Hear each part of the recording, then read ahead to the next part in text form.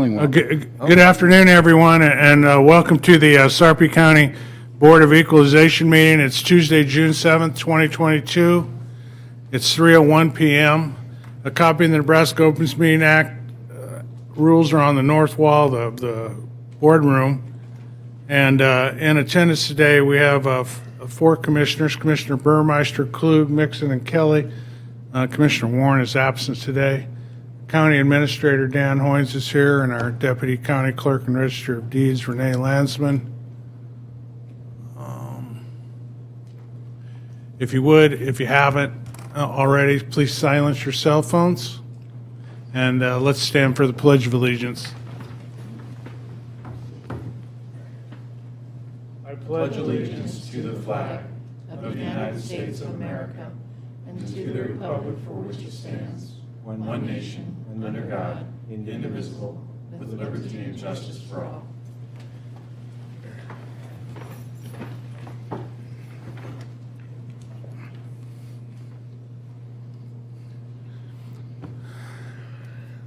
Got one item on the regular agenda. It's the minutes from our last meeting. Motion to approve. Second. Motion by Burmeister, second by Klug. Discussion. Please vote. Did Mr. Klug need to abstain? Were you gone last week? You I did was indeed. abstain, correct? Yes. Yep. Great. Thank you. Ace 3, abstain, Klug, absent, Warren. Okay, all agenda items have been addressed as published, and the Board of Equalization is adjourned.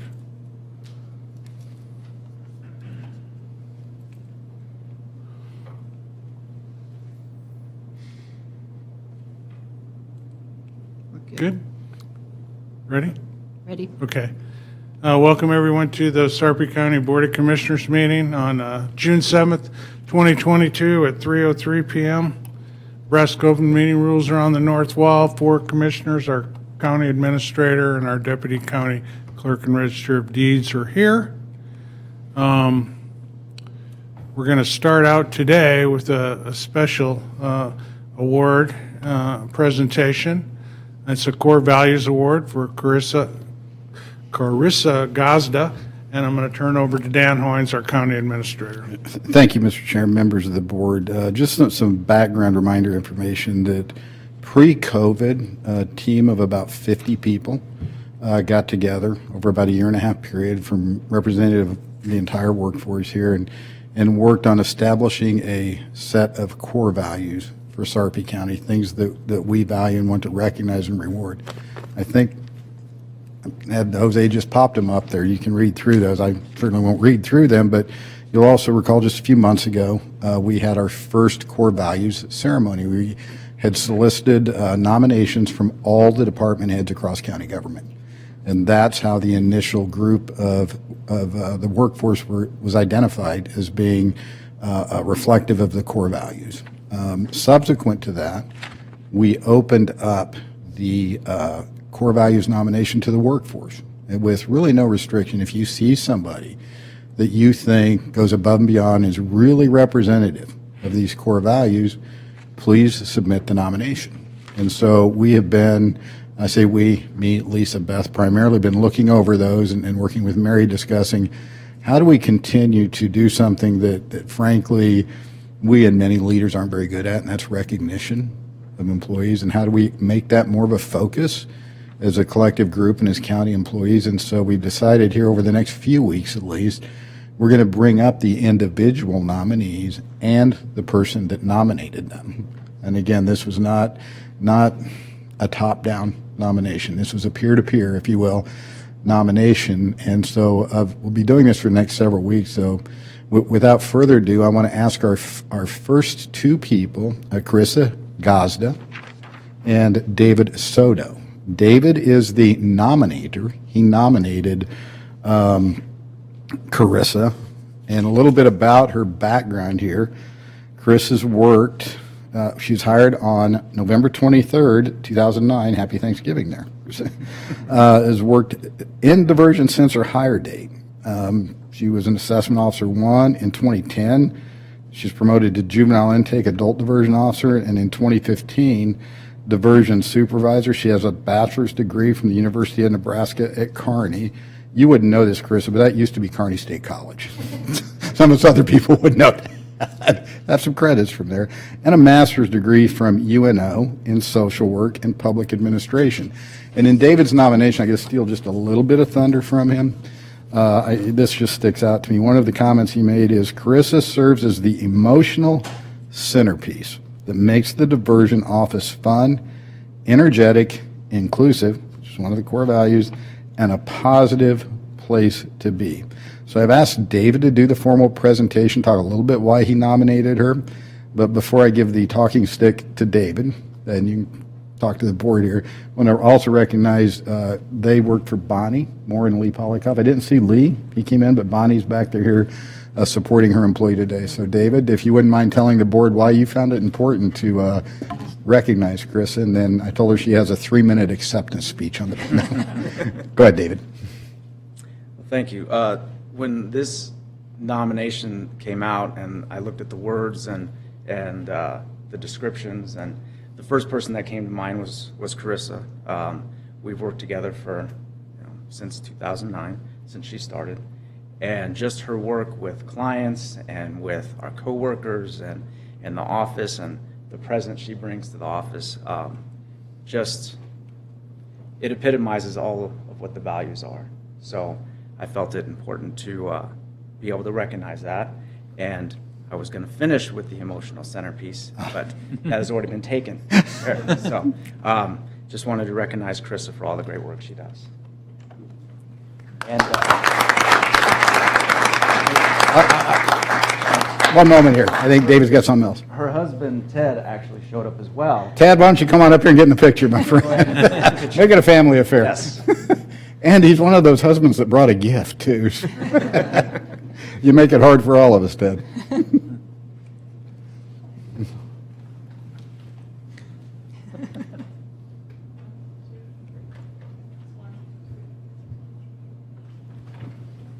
Anything to say, Carisa?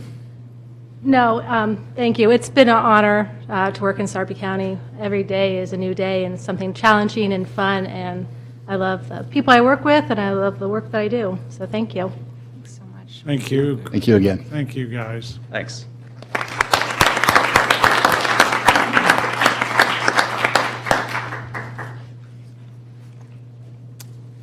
It's great. Okay, commissioners' comments. Commissioner Burmeister. I have none. No, thank you. Just want to let everyone know that this weekend Bellevue rocks. So if you want to get down to Heroes Park in Bellevue for the festivities, that would be great. And unfortunately, I wanted to remind Jim Warren there are a few roads that are paved enough that he can get to Bellevue, but he's not here, but I'll say it anyway. So again, come on out and enjoy Bellevue. Thank you. Dan? Nothing further, sir. Okay, thanks. Okay, we'll get right into the agenda then. We have 3 items on the consent agenda. Move to approve? Second. Motion by Klug and a second by Burmeister to approve the consent agenda as published. Any discussion? Please vote. Ayes 4, absent Jim Warren, motion carried. Okay, we got 2 items on the planning and zoning agenda today. One's a public hearing and the other one's a subdivision agreement. Item 6.1 is the public hearing and resolution 143. It's the final plat of a subdivision to be known as River Ranch, lots 1 through 9, outlot A.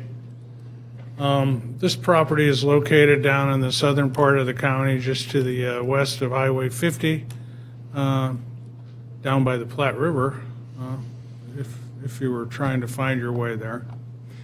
Jason Kubicek will give us a rundown on this. Jason. Okay. Good afternoon, Commissioners, and thank you, Chairman Kelly. Alan Hans of Advantage Development Incorporated is asking for approval of a final plat of a subdivision to be known as River Ranch, which includes 9 single-family lots of 2 to 3 acres in size and 1 outlot. The subject property is located on the north side of Reha Road, just west of Highway 50. The property is graded for development, and erosion stabilization measures are in place. Sanitary sewer will be provided by individual septic systems. Water will be provided with a community well located on Outlot A and serving all lots. The state of Nebraska DHHS has stated this well complies with their regulations. So staff recommends approval of the final plat of a subdivision to be known as River Ranch, lots 1 through 9 and Outlot A inclusive, as described in the resolution, subject to the conditions and comments in this report. The proposal meets the requirements of the Sarpy County zoning and subdivision regulations and furthers the goals and policies of the comprehensive plan. Let me know if you have any questions. Questions for Jason? And Jason, you just mentioned with the conditions that were in the report, aren't there anything major in that? There are no, all the conditions have been met. Okay. As of today. Okay, I thought I heard something where there were, Yeah. Yep. Okay. There were Thank you. conditions back in the Planning Commission in 2018, and they met all those conditions before we went to Planning Commission again. okay, thank you. Yep. Okay, this is a public hearing. Would the applicant or anyone else like to come forward and address the board on this matter or against? Mark Westergaard, 109 Mill Valley Road with E&A Consulting Group. We're the engineers for the project. I am here by myself, evidently. Alan Hands had some problems with air connections coming back, and so he's not going to be here. Pat Sullivan, the attorney for the project, was going to be here, and I don't see him yet, but maybe he'll walk in. This has been a really long road.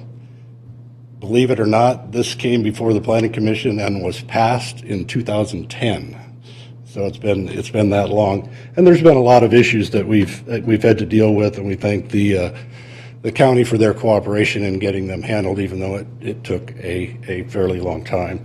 And maybe I'd like to just go through a couple of those things that we've resolved, and so that you know some of the difficulties that was overcome on this project. One, it's a fairly steep site, and it had a fair amount of erosion control issues as we went through the grading. It sits adjacent to Reha Road, and the water all came to Reha Road. We had some flooding issues on Reha Road that were there actually before the development, but may have been worsened by the grading. We worked with Sarpy County, and through cooperation, we're able to do a project that improved the drainage along Reha Road, some of the culverts, and also got all of the sediment and erosion control elements in place. So we now meet that criteria. There was also an issue because the Reha Road and Highway 50 intersection is deemed to be dangerous, and it is somewhat dangerous. What would happen if the state ever decided to go ahead and improve that? And in working with staff, we found a way to fund that through the ASIP fees that would be paid in this subdivision, which would all go towards that project. So that was a good resolution of that part of it. We dealt a long time with the wastewater issue. The code changed in the middle of this, and central sewer and central water were the recommended solutions. And we went forward with this what's called a cluster septic system, which one big septic system that serves the entire development. Some of the residents around the area had a concern with that, with potential groundwater issues and Platte River issues. And so through an interpretation of the code, we worked with staff, and the actual preference came down to wanting individual septics, and so that's where we're at today. And the staff feels that is fully in accordance with the intent of the zoning code as it is presented these days. So the proposal before you is for individual septics and a central water system. And the last issue I'll mention is the water. Water in that area is hit and miss with wells. We do have 2 wells that we have drilled on site and tested. They are built to public standards. The state has concurred that we meet the criteria for a community water system that is non-public because we're under 15 connections and we're under 25 capita in that it serves. And so that's where we're at. If we ever were at a point where we had to change to a public water system, we have a system in place that is there. It's built to those standards. What changes if it becomes a public water system is just the reporting procedure. You need a certified operator for it then, and you need to, you have more stringent reporting requirements to the state. But for now, it's a community water system and it's acceptable to the county. So with that, we went back to the Planning Commission to be sure that we had all the conditions met, which we have. There are no conditions that need to be met. Planning Commission recommended approval unanimously, and we would request your approval also. I'd be happy to answer any questions. Questions? Questions? Thank you. Thank you very much. Would anybody else like to come forward and address the board on this matter? Okay, then I'll close the public hearing and make a motion. Motion to approve. Second. Motion by Klug and second by Mixon. Comments? Appreciate you guys sticking with it. As long as I've been on the board, I know this has been going on. And so you're right, it's been a long time coming. I'm glad you guys really took the effort to mitigate all the concerns and get in compliance with the state of Nebraska, Department of Environmental Engineering, and or whatever else is down there that wants to put up roadblocks sometimes, but for good reasons. So thanks for all your efforts. Please vote. Ayes 4, absent Warren.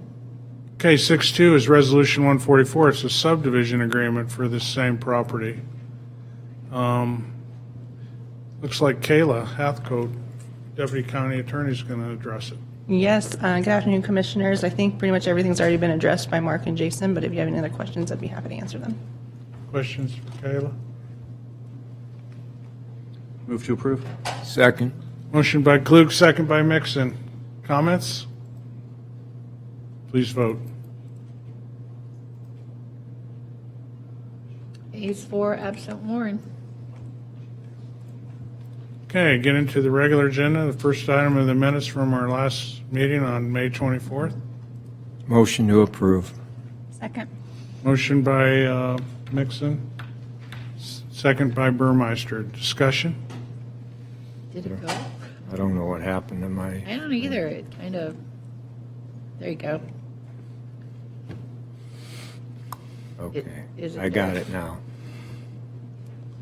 Okay, please vote.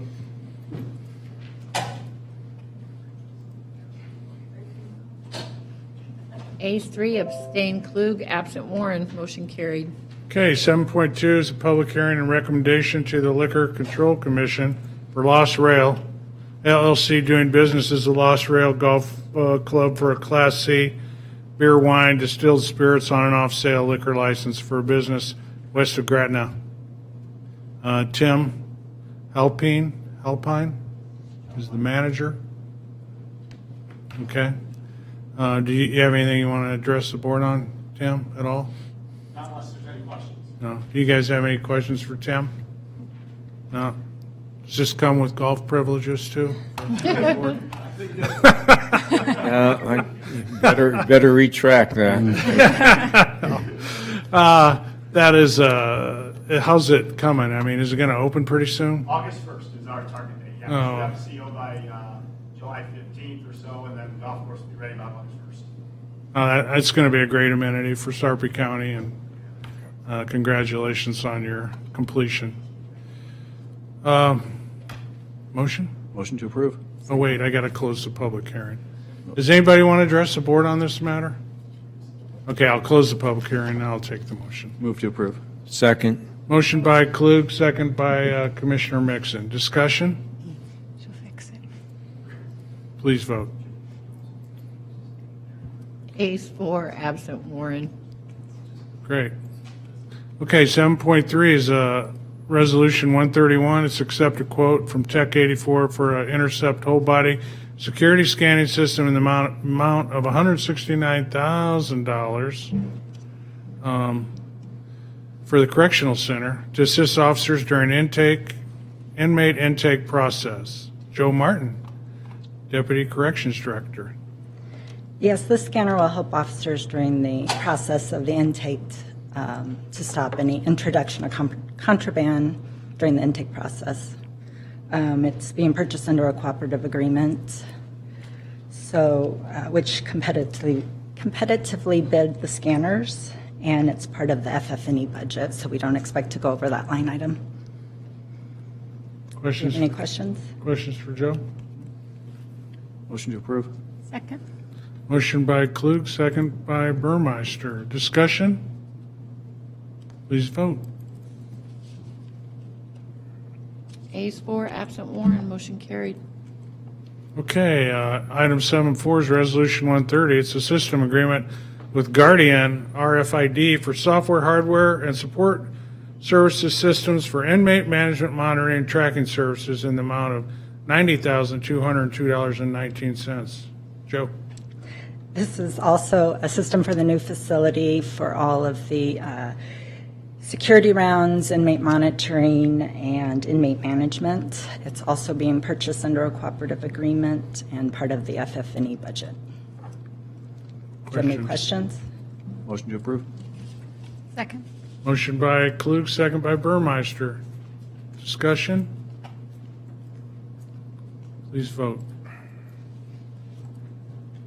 Ayes 3, nays, Mixon. absent Nope, I Warren. hit the wrong button, I guess. Okay, Sorry. You would like to be an Ayes? I We would, fixed that. yes. Perfect. Ayes 4, absent Warren, motion carried.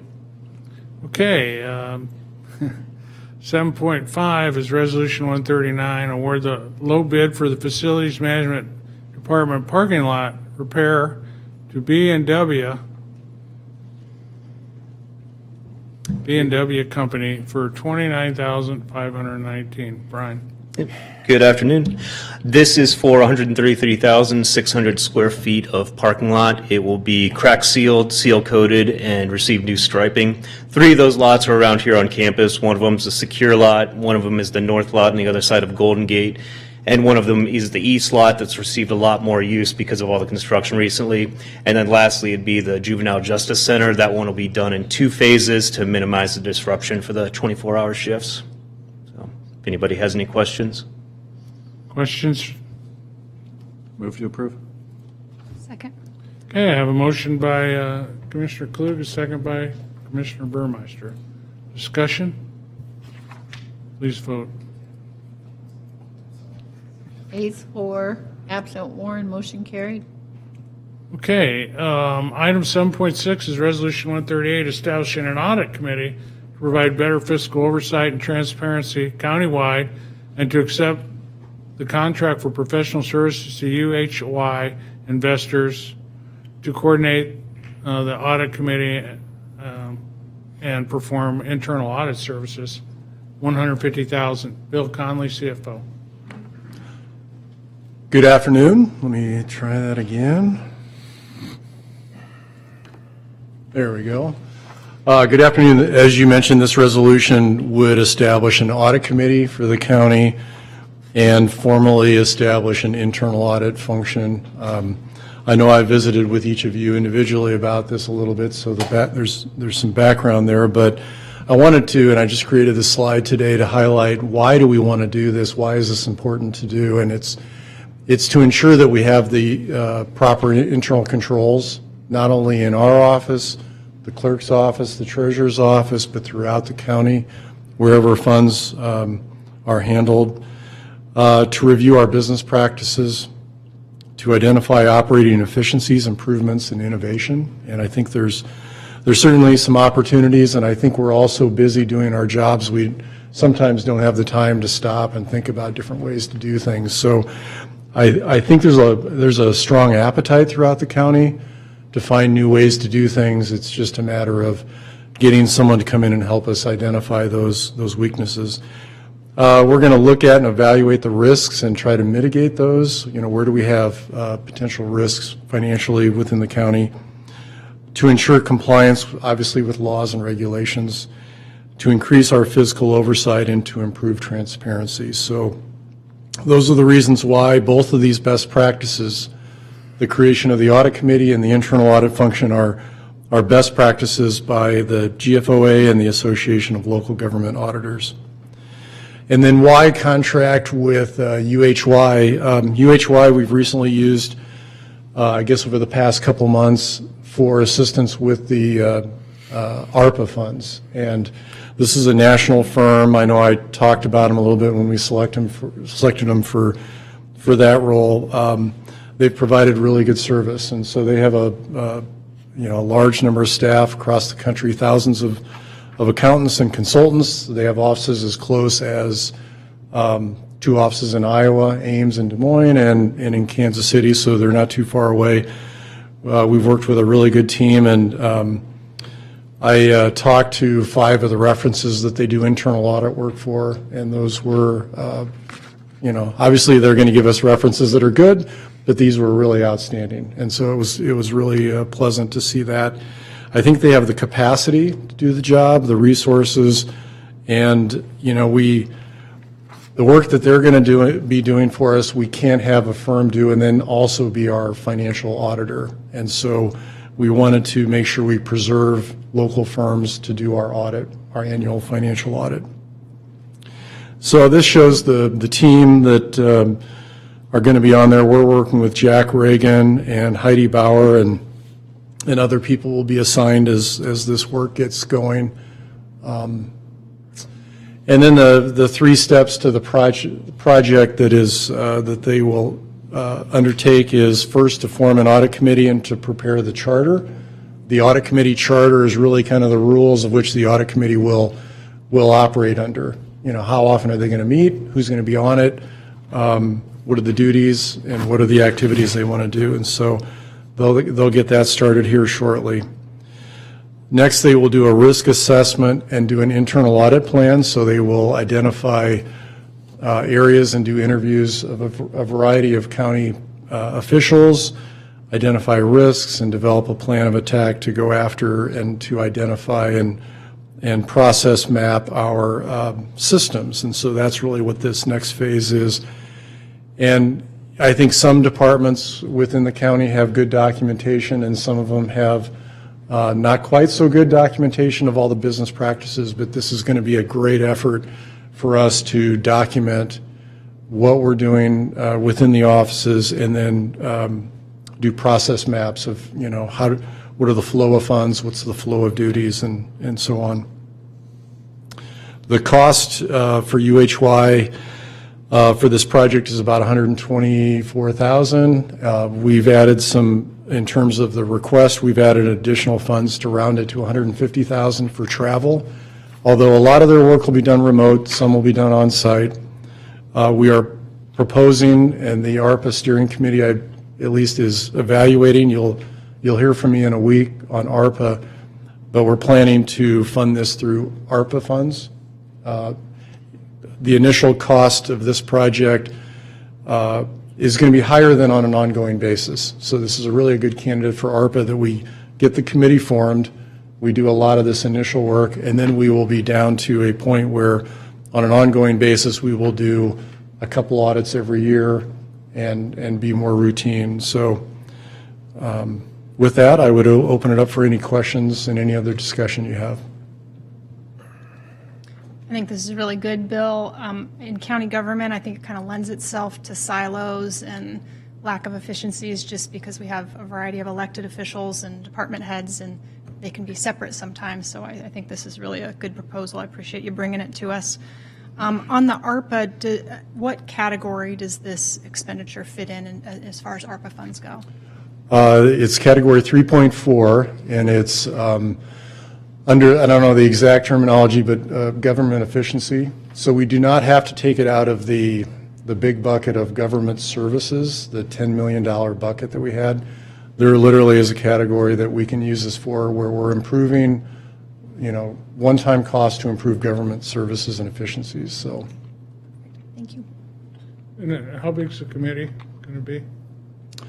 To be determined. You know, I have recommendation that there's 2 of the board members, the county administrator, the deputy county administrator, so those 4 initially, and then the county clerk, the county treasurer, and myself would serve as ex officio, meaning we would come to meetings, be non-voting, because, you know, a lot of the work of the audit committee are matters that might impact any of our offices. So those are my thoughts, but I guess that's to be determined. Okay. Bill, I talked to you about this earlier, and I just think this is a great enhancement, and the reason for that is because it's going to look at process as well. You know, everybody looks at everything from internal audit or an outside auditor, and they think it's strictly the dollars and where's everything at. But the key to all of it is process, and if we have the right processes in place, then everything else usually flows, and you know, it just makes the sum of all the parts work very well together. And I think every area that we have, and as Angie pointed out, you have different elected officials, and they all have their responsibilities for their offices, but you know, sometimes processes may get stagnant.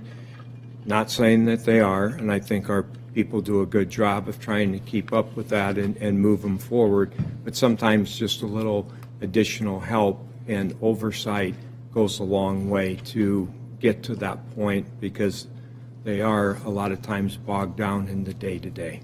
So thank you. I appreciate this. This will be very good for the county. I would echo those statements from Commissioner Mixon and Burmeister. Thank you for bringing this forward, and looking forward to seeing what comes of it. Okay, thank you. Great, thank you. Any other questions? Motion to approve. Second. Okay, motion by Klug, second by Burmeister to approve. Go ahead and vote. Ayes 4, absent 1, motion carried. Okay, last item on the agenda today is 7.7. It's Resolution 141.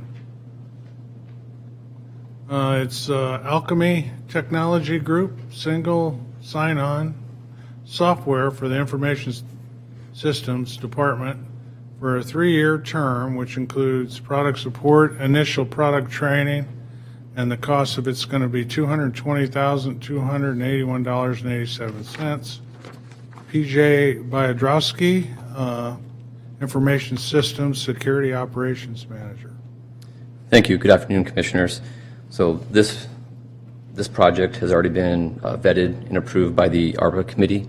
So what we're asking for is like you said, it's a $220,000 commitment. It's a 3-year term. Pretty much what we're seeing anymore is all software is a subscription model anymore. It's really very rare that you have a one-time cost with any software. It's all gotten to that model. And so with this, this is a tool that we came recommended from our neighbors to the north. Douglas County and City of Omaha use this, and I talked to the security manager at .com. They've been using it for, I think, 3 or 4 years now. Came highly recommended. It's a security tool for one, right? So it helps us with user identification, user management. It helps us with the security of those as well, like implementing multi-factor authentication. And the biggest thing I think the users are going to like is once we get this fully deployed, it's going to take a little time. It's going to be done in phases. It's going to make their jobs easier. One of the pain points we hear a lot is I'm always being asked to log into this and that and remembering passwords and the lack of integration. So this is going to help tie those things together. We're going to be able to provide, when fully implemented, provide a dashboard for users to go log in one time, be able to see all their applications, and just log in that one time and be able to click and access all those applications. So, and we can do that securely. And then on top of that, once we get more mature and fall further along in the roadmap of implementation, we also have modules in there in this purchase that allow us to do lifecycle management and workflows. And so we'll be able to work with different departments to help automate processes. And one example I'll give you there is like HR. When we onboard an employee, they've got a list of different applications they need. And so they have to go to all these different people who support it, whether it be IT or somebody in the department, or if it's cloud-based, and get all these logins. And it's quite a task to do that. So we can start automating that. We can start building in workflows, automating that. So in a touch of a button, we can work with HR and the departments and start, simplifying that process, get employees started faster, learning their job quicker. That's just one example, but there's lots of different automation things that we can do with that. So we see this as it's going to take some IT resources. We've already started identifying the people on our team. They're going to be leading this project, working on it, and we think it's going to be a great tool for Sarpy County going forward. Any questions? Will this also help with automation of like stale accounts that haven't been logged in for a while, that it'll lock them or at least alert you that they're not being utilized so that we can close those gaps as well? Most definitely. For employees that exit or terminate, just making sure we have documented processes and documentation of what accounts they have with what third-party tools, things like that can help us identify and close those out so we don't have that extra risk by having open accounts that we didn't have visibility to previously. Excellent. Thank you. Yep. So can you give me an idea what the systems it'll tie into? What it'll tie into? It would be email, right? So yeah, we'll tie into Office 365, can tie into our ADP. time and attendance like ADP, can tie in, yep. There's I think something like over 1,000 integrations already that are with just different cloud-based products like ADP, Office 365. Those are some of the big ones we use. Password will have to be changed every 90 days.